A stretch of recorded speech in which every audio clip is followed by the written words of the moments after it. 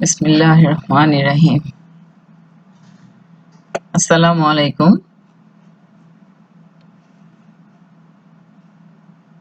আজকে আমি accounting second year এবং ম্যানেজমেন্ট থার্ড ইয়ার অনার্স ক্লাসে ছাত্রীদের বিজনেস স্ট্যাটিস্টিক্স এর উপরে ক্লাস নিতে যাচ্ছি। এই ক্লাসে আমরা আলোচনা করব comparison between two distributions. Comparison between two distributions অর্থাৎ দুটা ডিস্ট্রিবিউশনের মধ্যে তুলনা। ঠিক আছে? ওকে, I start our class.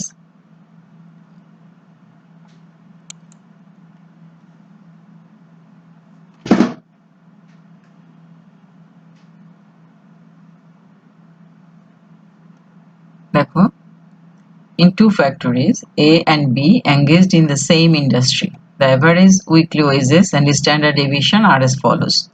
ঠিক আছে? কি দেয়া আছে? দুটো ফ্যাক্টরি A এবং B এর উইকলি এভারেজ মানে কিসের? ওয়েজেস মানে আয়ের এবং standard deviation of wages, number of wages earners মানে কয়জন শ্রমিক আছে এর একটা তালিকা দেয়া আছে। আমাদেরকে কি করতে বলেছে? Number 1, which factory A or B pays larger amount as weekly wages? হ্যাঁ, A এবং B এর মধ্যে কারা বেশি অ্যামাউন্ট দেয়, সপ্তাহে মানে বেশি বেতন দিচ্ছে। Number 2, which factory shows greater variability in the distribution of wages? এই দুটো কোম্পানির মধ্যে কোনটার ভেরিয়েবিলিটি মানে কি এই যে ইয়েগুলো দিচ্ছে, শ্রমিকের মজুরিটা দিচ্ছে, এই মজুরির পার্থক্য কোনটাতে বেশি? গ্রেটার ভেরিয়েবিলিটি অর্থাৎ কোনটাতে পার্থক্য বেশি। আর নাম্বার 3 হচ্ছে what is the mean and standard deviation of all the workers in two factories taken together. যদি এ এবং বি কে একসাথে নেওয়া হয় তাহলে এই একত্রিত, হ্যাঁ মানে কি একসাথে করা হয়, কম্বাইন করা হয়, তাহলে তার গড়, মিন এবং স্ট্যান্ডার্ড ডেভিয়েশন নির্ণয় করতে বলা হয়েছে। ঠিক আছে, এখন দেখো প্রথম যেটা করতে হবে টার্গেট। ফার্স্ট টার্গেটটা প্রথম আমাদের কি করতে বলেছে? আমাদের বলেছে for finding out which factory A or B pays larger amount as weekly wages we have to compare the total wages. তার মানে কি এ এবং বি কে, এ এবং বি এর মধ্যে সাপ্তাহিক মজুরি কাদেরকে বেশি দেওয়া হচ্ছে, দুটা কোম্পানি কে বেশি দিচ্ছে, sorry factory A or B pays larger amount, হ্যাঁ কে বেশি বেশি দিচ্ছে সেটা নির্ণয় করতে বলেছে, কম্পেয়ার দ্য টোটাল ওয়েজেস। তাহলে মানে এটা নির্ণয় করতে, এটা কে বেশি দিচ্ছে এটা নির্ণয় করতে গেলে আমাদের কি করতে হবে? দুটা কোম্পানির টোটাল বের করতে হবে, কে কত দিচ্ছে।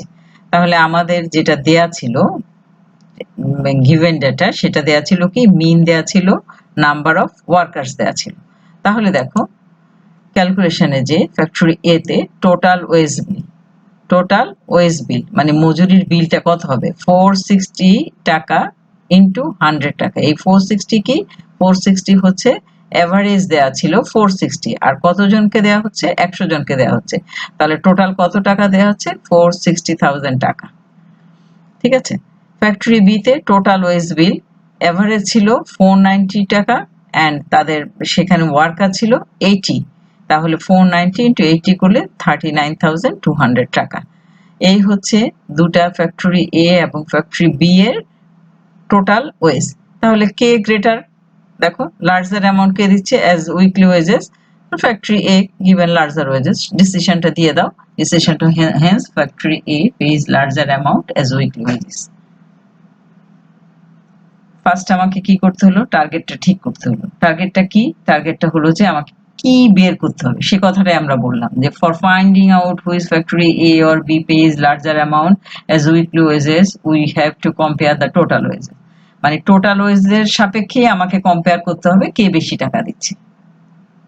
অবশ্যই, তাহলে সেটা হলো টোটাল বের করতে গেলে কি হবে? আমার গড় দেয়া আছে, এভারেজ দেয়া আছে, এভারেজকে যদি এন অর্থাৎ নাম্বার অফ ওয়ার্কার্স যা সেটা দিয়ে যদি গুণ করা হয় তাহলে সামটা পাওয়া যায়, মানে টোটাল কত দিল সেটা পাওয়া যাচ্ছে।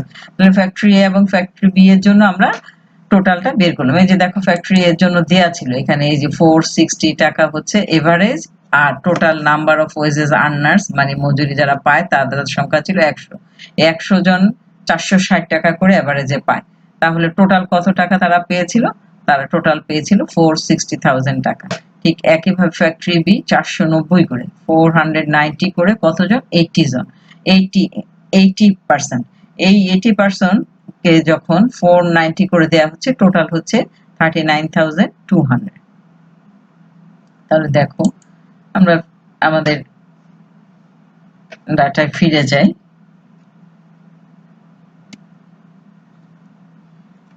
সেটা কি ছিল, এই তার মধ্যে তাহলে কে লার্জার অ্যামাউন্ট পে করে, factory A, hence factory A pays larger amount as weekly wages। Next 2 number আমি যাই। 2 নাম্বার কি বলেছিল আমাদেরকে, প্রশ্নটা কি ছিল, প্রশ্নটা ছিল কাদের ভেরিয়েবিলিটিটা বেশি, ফ্যাক্টরি এ এবং ফ্যাক্টরি বি এর মধ্যে ওয়েজেস হিসেবে ভেরিয়েবিলিটিটা কাদের বেশি। তাহলে টার্গেট আমাদের কি করতে হবে, দেখো, for determining which factory shows greater variation in the distribution of wages we have to compare coefficient of variation. দেখো আমি প্রথমেই বলেছি আমাদের আজকের বিষয়টা কি, কম্পারিজন। কার কম্পারিজন, দুটো ডিস্ট্রিবিউশনের মধ্যে কম্পেয়ার। হ্যাঁ, তাহলে কম্পারিজন করব, দুটো ডিস্ট্রিবিউশনের মধ্যে কম্পারিজন করতে গেলে যেভাবে করতে হয়, সেটা যার মাধ্যমে, যে মেজারমেন্টের মাধ্যমে করতে হয়, সেটা হচ্ছে রিলেটিভ মেজারের মাধ্যমে আমরা সাধারণত করি। এবং এখানে যেহেতু স্ট্যান্ডার্ড ডেভিয়েশন এবং মিন দেয়া আছে, অর্থাৎ এভারেজ দেয়া আছে, সেজন্য আমরা যে রিলেটিভ মেজার করব সেটা হবে কোএফিসিয়েন্ট অফ ভেরিয়েশন। আমরা জানি স্ট্যান্ডার্ড ডেভিয়েশনের রিলেটিভ মেজার হচ্ছে কোএফিসিয়েন্ট অফ ভেরিয়েশন, এবং এই কোএফিসিয়েন্ট অফ ভেরিয়েশনের মাধ্যমেই আমরা কোথায় গ্রেটার ভেরিয়েশন আছে সেটা নির্ণয় করব। For determining which factory shows greater variation in the distribution of wages, we have to compare coefficient of variation। ঠিক আছে, মানে কোন ফ্যাক্টরিতে গ্রেটার ভেরিয়েশন, মানে পার্থক্যটা বেশি আছে, সেটা জানার জন্য we have to compare coefficient. আমরা সেটা জানবো কিসের মাধ্যমে, কোএফিসিয়েন্ট অফ ভেরিয়েশনের মাধ্যমে। এখন আসি ক্যালকুলেশন, কিভাবে ক্যালকুলেশন করতে হয়। তাহলে কোএফিসিয়েন্ট অফ ভেরিয়েশনের সূত্র লাগবে। কোএফিসিয়েন্ট অফ ভেরিয়েশন সূত্রটা কি, CV for factory A is equal to sigma A divided by X A bar into 100। তার মানে কি, ফ্যাক্টরি এ এর জন্য আমরা এখানে এ দিয়ে প্রকাশ করেছি। তাহলে সিগমা এ আমার দেয়া আছে, এক্স বার আমার দেয়া আছে, দেখো কোথায় কি দেয়া আছে, সিগমা এ কত দেয়া আছে, সিগমা এ দেয়া আছে 50, আর এক্স বার দেয়া আছে 460। ঠিক আছে, sigma A 50 divided by 460 into 100। তাহলে দেখো sigma A 50, X A bar 460 divided by into 100 করলে কত আসে, 10.87। 10.87। ঠিক একইভাবে আমরা সিভি নির্ণয় করব for factory B, sigma B divided by X B bar. তাহলে ঠিক আবার ওখানে যাই, দেখো এটা কি দেয়া আছে, এখানে দেয়া আছে সিগমা বি কত আছে 40, আর এভারেজ দেয়া আছে 490, 40 ডিভাইডেড বাই 490, 40 divided by 490।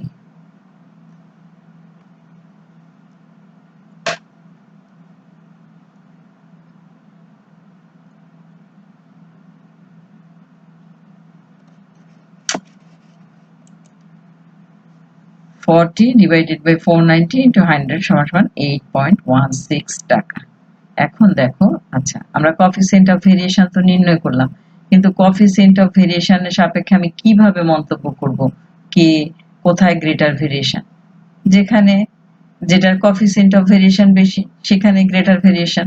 তার মানে CV for A equal to A হচ্ছে 10.87 আর সিভি ফর বি হচ্ছে 8.16। তার মানে CV for A is greater than CV for B, অর্থাৎ ফ্যাক্টরি এ তে আমাদের ভেরিয়েশনটা বেশি। Since coefficient of variation is higher in factory A, hence factory A shows greater variability in the distribution of। That means কি বোঝাচ্ছে, যে যেখানে যেহেতু CV for এ এর মানে কোএফিসিয়েন্ট অফ ভেরিয়েশন ফ্যাক্টরি এ বেশি আর ফ্যাক্টরি বি এর কোএফিসিয়েন্ট অফ ভেরিয়েশন কম, তার মানে গ্রেটার ভেরিয়েশন কোথায়, ভেরিয়েশনটা বেশি ফ্যাক্টরি এ তে ভেরিয়েশনটা বেশি। যদি প্রশ্নটা করা হতো ওয়েজেস ডিস্ট্রিবিউশনটা কোথায় বেটার, হ্যাঁ, তাহলে আমরা বলতাম যেখানে ভেরিয়েশনটা কম সেখানে বেটার। তাহলে ভেরিয়েশন কম মানে যত দেয়া মানের পার্থক্য যত কম থাকবে, ভেরিয়েশনটা সিভি মানে কোএফিসিয়েন্ট অফ ভেরিয়েশনটা কম হবে। আর যখন কোএফিসিয়েন্ট অফ ভেরিয়েশন কম হবে তখন সেই ডিস্ট্রিবিউশনটা বেটার ডিস্ট্রিবিউশন হবে। এই হচ্ছে তুলনা। হ্যাঁ, তার মানে তুলনা করতে গেলে দুইটা বা এর বেশিও ডিস্ট্রিবিউশনের মধ্যে যখন তুলনা করব তখন আমরা রিলেটিভ মেজারের মাধ্যমেই করব। আরেকটা জিনিস খেয়াল করো, এই যে রিলেটিভ মেজার গুলো যখন আসে তখন যেহেতু এগুলি ইউনিট ফ্রি আসে, তখন আমরা যদি দুটি ভিন্ন এলাকার, যেমন আমরা এখানে যে ওয়েজেস গুলি কম ফ্যাক্টরি এ ফ্যাক্টরি বি নিয়েছি, হ্যাঁ দুটাই হয়তো বাংলাদেশে নিয়েছি, হ্যাঁ যে কারণে সেটা টাকায় দেওয়া ছিল। আমরা যদি একটা নিতাম বাংলাদেশে, আরেকটা নিতাম ইন্ডিয়াতে, ভারতের, দুটা কোম্পানির মধ্যে যদি আমরা তুলনা করতে যেতাম তখন একটা কোম্পানির ওয়েজেস ডিস্ট্রিবিউশনটা হতো টাকায়, আরেকটার হতো রুপিজে। কিন্তু যখন আমরা তুলনা করতাম তখন দেখো, যেহেতু এটা ইউনিট ফ্রি, অতএব আমাদের কোনো সমস্যা হতো না। হ্যাঁ, দুটা সংখ্যার মধ্যে যেটা ছোট হতো সেটাকে আমরা ভালো বলতাম। কিন্তু যদি এটার সাথে ইউনিট থাকতো সেক্ষেত্রে কিন্তু আমরা তুলনাটা করতে পারতাম না, তখন সেটাকে আমাদের কনভার্ট করে নিতে হতো। এখানে সেই কনভার্টের ঝামেলাটা থাকে না। হ্যাঁ, রিলেটিভ মেজারটা এই জন্য যে কোনো জায়গায় কম্পেয়ারের জন্য ব্যবহার করা যায়। নেক্সট থার্ড যে প্রশ্নটা ছিল, থার্ড প্রশ্নটা কি ছিল আমাদের? দেখো তো, কম্বাইন্ড মিন এবং কম্বাইন্ড স্ট্যান্ডার্ড ডেভিয়েশন নির্ণয়। ফার্স্ট আসো, কম্বাইন্ড মিন নির্ণয় করতে গেলে কম্বাইন্ড মিনের সূত্র কি? Combined mean X C bar, হ্যাঁ, is equal to N A X A bar plus N B X B bar divided by N A plus N B. এই N A X A bar N B X B bar, এই X C বার কি? Total দুটা factory A এবং factory B তে, factory A তে আছে 100 জন, factory B তে আছে 80 জন। এই 180 জনের এভারেজ বের করতে বলেছে, ওয়েজেস এভারেজ। তাহলে এন এ হচ্ছে 100, এক্স এ বার হচ্ছে 460, এন বি হচ্ছে 80, এক্স বি বার হচ্ছে 490। হ্যাঁ, এন এন বি, এই যে সংখ্যাগুলো আমরা বেশি বসিয়ে দিয়েছি, আর কিছুই না। দেখো, এই যে সংখ্যাগুলো 460 হচ্ছে কি এক্স এ বার, আর 100 হচ্ছে এন এ হচ্ছে 100, আবার এন বি হচ্ছে 80, আর এক্স বি বার হচ্ছে 490। এই সংখ্যাগুলো ওখানে বসিয়েছি, আর কিছুই না। ঠিক আছে, দেখো 100 ইন্টু 460 টাকা প্লাস 80 ইন্টু 490 টাকা ডিভাইডেড বাই 100 প্লাস 80, যেটা আসলো সেটা হলো 473.33 টাকা। মানে দুটার মাঝামাঝি, 460 এবং 490 মাঝামাঝি টাকা 473.33 টাকা। সবসময় দেখবে যে কম্বাইন্ড মিন বের করলে যে অন্য যে মানগুলো দেওয়া থাকে তার মাঝামাঝি একটা মান আসবে। নেক্সট আসো, স্ট্যান্ডার্ড ডেভিয়েশন নির্ণয় করতে গেলে, কম্বাইন্ড স্ট্যান্ডার্ড ডেভিয়েশন নির্ণয় করতে গেলে কম্বাইন্ড স্ট্যান্ডার্ড ডেভিয়েশন সিগমা সূত্র হচ্ছে রুট ওভার এন 1, যেটা আমি তোমাদের লিখিয়ে দিয়েছিলাম, সেখানে ছিল 1। এখানে আমরা এ দিয়েছি যে যেহেতু ফ্যাক্টরি এ ফ্যাক্টরি বি বলেছে, সেজন্য আমরা এ বি ব্যবহার করেছি, একই অর্থই বহন করে। তাহলে sigma N A sigma square plus D square plus N, মানে আমরা যেটা পড়েছিলাম N one sigma one square plus D one square plus N two sigma two square plus D two square divided by N one plus N two. ঠিক আছে, তো N one আর two এর পরিবর্তে শুধু আমরা এ বি ব্যবহার করেছি, আর কিছুই না। তাহলে এখানে দেখো এন এর মান তো আমার দেয়া আছে, সিগমা এ এর মান দেয়া আছে, তাহলে ডি এ, ডিটা কিন্তু আমি যা এখানে দেয়া নাই, তাহলে ডিটা আমি কোথা থেকে পাবো? ডি দিয়ে বোঝাচ্ছে ডিফারেন্স, ডি দিয়ে কি বোঝাচ্ছে? ডিফারেন্স। ডিফারেন্স কিসের? Difference between combined mean and factory mean, combined mean এবং মানে ইন্ডিভিজুয়াল ফ্যাক্টরি মিন। যেমন ডি এ মানে ফ্যাক্টরি এ এর জন্য যে মিনটা আছে, যে এভারেজটা আছে সেটা, এবং কম্বাইন্ড মিনের পার্থক্যটাই হচ্ছে ডি এ। তাহলে কম্বাইন্ড মিন কত? কম্বাইন্ড মিন থেকে মাত্র নির্ণয় করলাম 473.33 টাকা, আর এই ফ্যাক্টরি এ এর জন্য দেওয়া ছিল 460 টাকা, দুটো মাইনাস করে হোল স্কোয়ার করলে 177.69, এটা হলো ডি এ স্কোয়ার। ঠিক ডি বি বি স্কোয়ার হচ্ছে কি? ডিফারেন্স বিটুইন কম্বাইন্ড মিন এবং factory B, average of factory B করলে যেটা আসে সেটাকে স্কোয়ার করো, তাহলে ডিবি স্কোয়ার পাওয়া যাচ্ছে। ওকে, এরপরে নেক্সট থার্ড স্টেপে কিছুই না, শুধু এই মানগুলো বসানো হবে। মানগুলো বসালে আমরা যে মানটা যা পাবো সেটাই হচ্ছে combined standard deviation. Sigma is equal to root over 100 into 2500 plus, এটা কোথা থেকে? কারণ আমার সিগমা ছিল কত? 50, এন্ড সিগমা এ স্কোয়ার কত হলো? 50 স্কোয়ার, তার মানে 50, 50 2500, প্লাস এটা 177.698 যেখান থেকে পাচ্ছি, প্লাস 80 ইন্টু এটা ছিল 40, তাহলে 40 স্কোয়ার মানে 1600 প্লাস 277.89 এই জায়গা থেকে আসলো। আচ্ছা, এইগুলোকে ক্যালকুলেশন করো, যোগ বিয়োগ করে যেটা পাওয়া যায় সেটা হচ্ছে 48.19। এই হচ্ছে কম্বাইন্ড মিন। এই চ্যাপ্টারে যে ধরনের অঙ্কগুলো থাকে, এই গত 3 ক্লাসের এক ক্লাস আমি থিওরি আলোচনা করেছি, বাকি দুটা ক্লাস মানে গত ক্লাস এবং আজকের ক্লাস, এই দুটা ক্লাস মিলে মোটামুটি আমি ওখানে রিলেটিভ মেজার অ্যাবসলিউট মেজার গুলো আলোচনা করেছি, আর এখানে কি করলাম, কম্পেয়ার করলাম এবং কম্বাইন্ড মিন কম্বাইন্ড স্ট্যান্ডার্ড ডেভিয়েশন নির্ণয় করলাম। মোটামুটি আমার কিন্তু এই চ্যাপ্টারে যে অঙ্কগুলো করা হয়ে গেছে। ঠিক আছে, এখন তোমাদের কি করতে হবে? হ্যাঁ, লাস্ট সেশনের স্টুডেন্টরা কিন্তু এই সাবজেক্টটাতে, ম্যানেজমেন্টের এই সাবজেক্টটাতে ওরা খুব একটা, এই কোর্সটাতে ওরা খুব একটা ভালো করতে পারেনি, স্যাটিসফ্যাক্টরি রেজাল্ট হয়নি।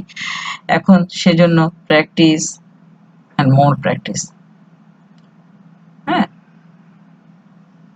আর প্র্যাকটিসটা যদি না থাকে, তোমরা যদি এর মানে অঙ্কগুলো না করো, সূত্রগুলো মুখস্থ না করো, তাহলে কি দিন শেষে রেজাল্ট কি? জিরো।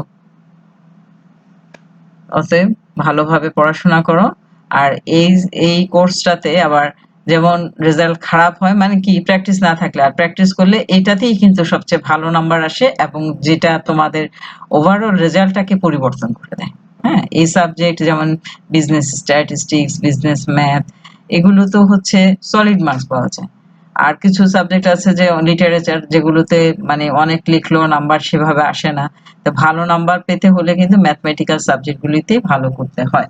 এবং এটা তো আসলে তোমরা যেহেতু অনার্স পড়ছো, মানে ডিটেলস তোমাদের জানতে হয়। এই ম্যানেজমেন্ট অ্যাকাউন্টিং এর ওরা যদি স্ট্যাটিস্টিক্স না জানে, তাহলে আসলে জানাটা ইনকমপ্লিট থেকে যায়। এজন্য তোমরা ভালোভাবে অঙ্কগুলো করো এবং পরবর্তীতে মানে কোথায় তোমরা যখন কোন অ্যাপ্লাই করতে পারতে হবে, অবস্থাগুলো বুঝতে পারতে হবে কোথায় কোনটা অ্যাপ্লাই করতে হয়। ঠিক আছে, আজকে এই পর্যন্তই। এইখানে আমাদের ডিসপারশন, মেজার্স অফ ডিসপারশনের আলোচনা এই ক্লাসের মাধ্যমে আমি শেষ করলাম। নেক্সট আমরা সূচক সংখ্যা নিয়ে আলোচনা করব। ধন্যবাদ তোমাদের সবাইকে, ভালো থেকো।